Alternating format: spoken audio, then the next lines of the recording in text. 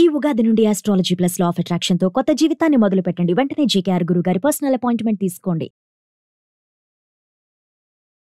Hi viewers, India's largest digital media network Suman టీవీకి స్వాగతం. ప్రస్తుతం మనతో ఉన్నారు motivational speaker and emotional wellness coach హరిత. నమస్తే హరిత. నమస్తే రాధా.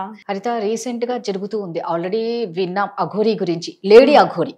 ఇక్కడ విచిత్రం ఏంటంటే ఆ లేడీ అఘోరీతో ఈ వర్షిణి అనే అమ్మాయి వెళ్ళిపోయింది. ఒకసారి నేను అమ్మ ఆమె అమ్మ అంటది, మేము ఆమె లేనిది ఈమె బతకలేనంటది.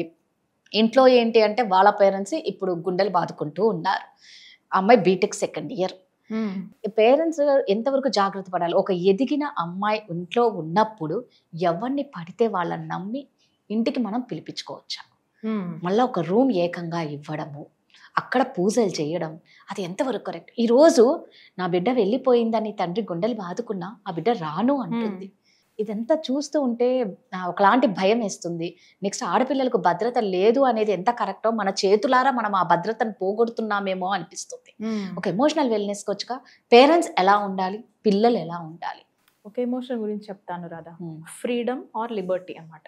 అంటే పిల్లల్ని ఎంతవరకు ఫ్రీడమ్గా మనం వాళ్ళకి ఇవ్వాలి, ఎంతవరకు ఇవ్వకూడదు అన్నది కూడా మనం నేర్చుకోవాలి కదా. As a parent we should be a learner. Everyday నిత్యం నువ్వు నేర్చుకుంటేనే నీ పిల్లలకి నువ్వు ఏమైనా చెప్పగలుగుతావు. నాన్నే మస్తు నేర్చుకున్నా అనుకున్న రోజు వాళ్ళ లైఫ్లో బిస్కెట్లు మొదలవుతాయి రాదా. ఇక్కడ పేరెంట్స్ ఇప్పుడు మనందరికీ తెలుసు, మనకి ఇంకోటి ఏంటంటే చేతి దాకా వచ్చేసింది సోషల్ మీడియా అందరికీ. ఇలా అంటే అలా క్లిక్ వచ్చేస్తున్నాయి, వందల వీడియోలు వస్తున్నాయి. ఒక ఇంత వైరల్ అయ్యిందే ఆవిడ ఎవరైతే ట్రాన్స్జెండర్ అంటారో, వాట్ ఎవర్ హిస్టరీ ఏంటో వాళ్ళకి దేవుడికే తెలియాలి. అంత వైరల్ అయిన వాళ్ళు ఇక్కడ ఒక స్టేట్ నుంచి తరిమేస్తే బయటికి వెళ్ళిపోయిన వాళ్ళు వేరే స్టేట్ లో వెళ్ళి కనబడితే నీళ్ళు తాగిచ్చావా, నీ జాలి దయా గుణం ఎంతవరకు ఉండాలి? నీళ్ళు తాగిచ్చావా, అందించామా, బాయ్ బాయ్ చెప్పేవా? లేదా వాళ్ళకి షెల్టర్ లేదు, సో అండ్ సో ప్లేస్ లో షెల్టర్ ఉంది, మీకు డబ్బులు ఉంటే మీకు మస్తు కార్లు కూడా చూసాను అప్పుడు, సూపర్ కార్, లగ్జరియస్ కార్లలో తిరిగి వెళ్ళి అక్కడ నువ్వు కార్ అమ్ముకుంటావు, అమ్ముకో, లేకపోతే ఏదైనా బిల్డింగ్ తీసుకొని నువ్వు పెట్టుకో. That should be your help. తెచ్చి నువ్వు ఇంట్లో పెట్టుకోవడం ఏంటి నా తలకాయ? నువ్వు తెచ్చి ఇంట్లో పెట్టుకునేటప్పుడు పోనీ మీకు దత్తత తీసుకోవడానికి అంటే అలాంటి ఆలోచన ఉందనుకో, పోనీ పిల్లలు లేరు, మీకు జాలి ఎక్కువ ఉంది, వాళ్ళకేమో కన్ఫ్యూజ్డ్గా పెరిగాడు సపోజ్ అనుకుందాం, మీరు వెళ్ళి హెల్ప్ చేశారు, అది ఓ దయా గుణం, జాలి గుణం అనుకుందాం. నీకు ఇంట్లో ఆల్రెడీ 2 పిల్లలు ఉన్నారే, అది కూడా ఆడపిల్ల ఉందే, ఈ తల్లి తండ్రిగా రెస్పాన్సిబిలిటీ ఏమైంది? అరే రాధా, పక్షే దాని బిడ్డ దాకా వస్తే కాపాడుకుంటది కదా. కుక్క పిల్ల చూసావా ఎప్పుడన్నా? దాని కుక్క అది ఇంత చిన్నదే ఉన్నా ఇంత పెద్ద రాట్ వీలర్ వచ్చినా కూడా ఫైట్ చేస్తుంది దాని పిల్లల దాకా వస్తేనే. మదర్స్ లో అంత ఇంట్యూజన్ పవర్ ఇస్తాడు దేవుడు. We will fight. పేరెంట్స్ గా ప్రతి తండ్రికి కూడా అంత శక్తి ఉంటుంది. సొసైటీతో ఫైట్ చేస్తాడు ఇంట్లో పిల్లల్ని కాపాడడానికి. అది ఎక్కడ పోయింది రాదా? అది వాడాల్సిన టైంలో పోయి ఈ పిల్ల ఏమన్నా తీసుకొచ్చిందంటే మీరెందుకు పడిపోయారు అంటే.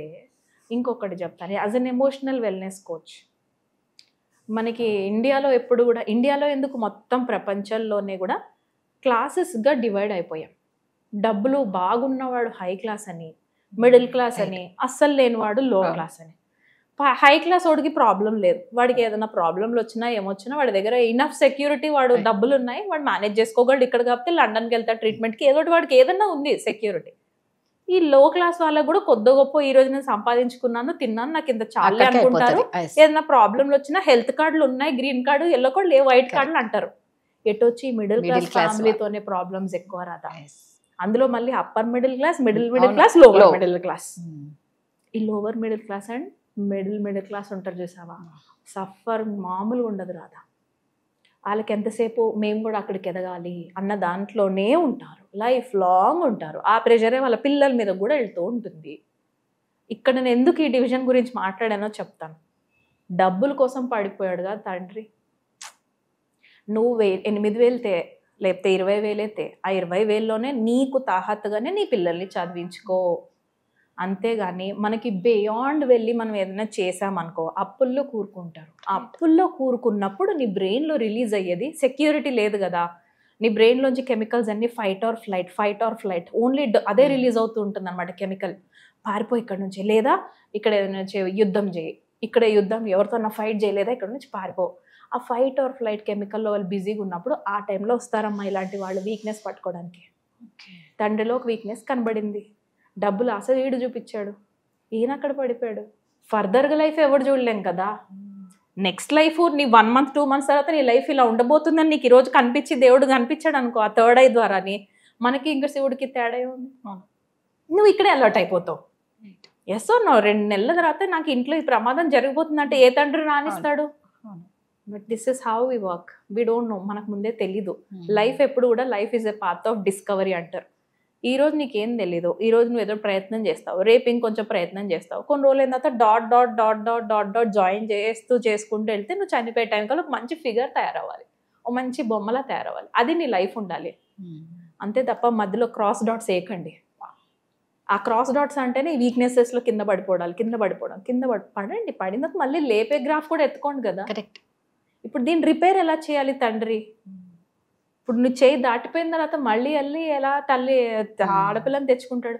వాడు ఎంత ధైర్యమో అసలు రాదా. సొసైటీలో ఎలా తిరుగుతున్నాడో నాకు అర్థం కావట్లేదు. లా ఏం చేస్తోంది, పోలీస్ అంటే నేను అంటున్నానని కాదు, ఎక్కడ దీన్ని తప్పు పట్టుకోకండి. లేదు నిజంగా లా ఎందుకు యాక్షన్ తీసుకోవట్లేదు? ఇలా ఎవరైనా ఎవరి ఫ్యామిలీలో అన్నా దూరిపోయి వాడు అగోరా చూస్ చేసుకుంటాడా, ట్రాన్స్జెండర్ లైఫ్ చూస్ చేసుకుంటాడా, మాంసాలు తింటాడా, హ్యూమన్ బాడీస్ తింటాడా, వాడి ఇష్టం. వాడు అక్కడి వరకు వాడు డిసైడ్ చేసుకున్నంత వరకు సొసైటీకి ఏమి ప్రాబ్లం లైఫ్ నీది. నువ్వు ఎంత వైరల్ చేసుకొని నీ యూట్యూబర్స్ ని పెంచుకుంటావా, లైక్స్ ద్వారా నీకు డబ్బులు వస్తున్నాయా, ఎంజాయ్ చేయి.